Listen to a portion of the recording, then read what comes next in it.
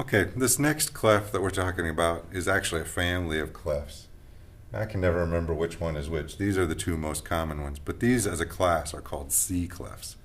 And that's because, just like the treble clef was pointing at a G, this is imaginary, I'll talk about this in a second, but the treble clef shows you where a G is, and the bass clef shows you where an F is. The C clef shows you where a C is, and it's right here, this little arrow part in the middle is pointing right at a middle C. So wherever, if this can move up, it can move down, but wherever that little arrow in the middle is pointing, that is middle C. So this has middle C on the third line, this has middle C on the fourth line. So once you know that that's C, then you can just use your knowledge of the alphabet to go from there. C, D, E, F, G, and you'll notice that's the G right there. You can go down C, B, A, G, F, and there's the F of the bass clef.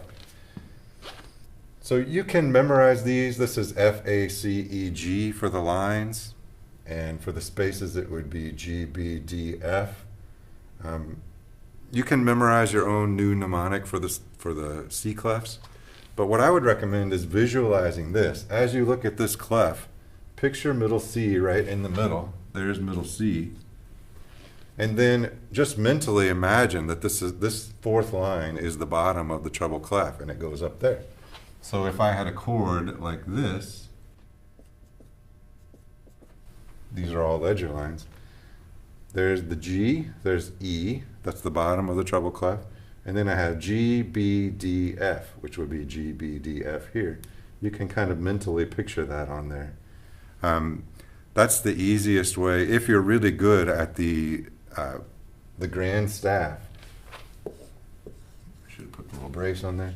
If you're really good at the grand staff, then this is the easiest and the quickest way to read the C clefs. This one has the C clef. I can never remember which names these are. One's alto and one's tenor, I believe. I don't really care in our class whether you know those two names. You just need to be able to figure out the notes from these clefs.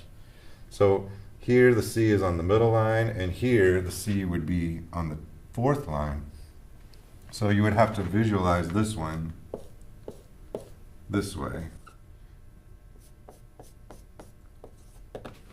So here we have the treble clef starting at the top line.